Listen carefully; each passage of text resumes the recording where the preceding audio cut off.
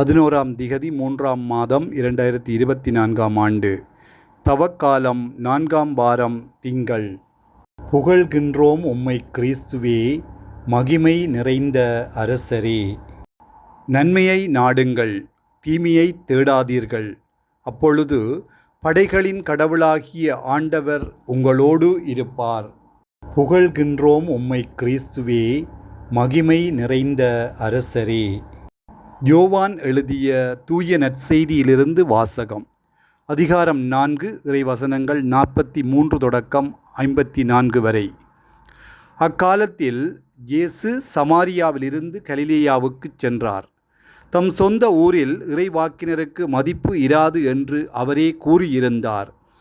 அவர் கலிலேயா வந்தபோது கலிலேயர் அவரை வரவேற்றனர். ஏனெனில் அவர்கள் திருவிழாவுக்குச் சென்றிருந்த போது எருசலேமில் அவர் செய்தவை அனைத்தையும் கண்டிருந்தனர்.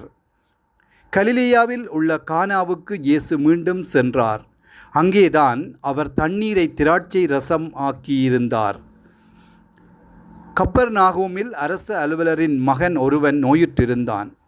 இயேசு யூதேயாவிலிருந்து கலிலேயாவுக்கு வந்திருப்பதாக கேள்விப்பட்ட அரச அலுவலர் அவரிடம் சென்று சாகும் தருவாயில் இருந்த தம் மகனை நலமாக்க வருமாறு வேண்டினார்.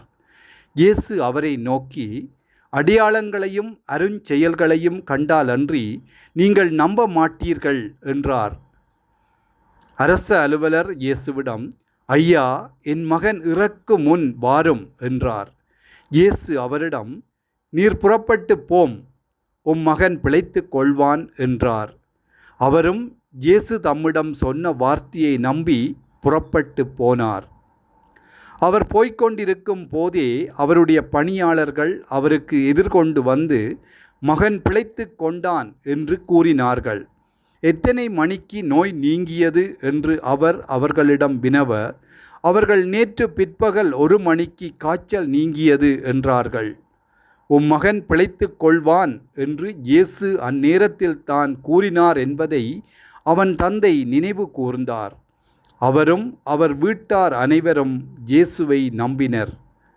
இயேசு யூதேயாவிலிருந்து கலிலேயாவுக்கு வந்த பிறகு செய்த 2வது அரும் அடையாளம் இதுவே. ஆண்டவரின் அருள்வாக்கு. கிறிஸ்துவே, உமக்கு புகழ்.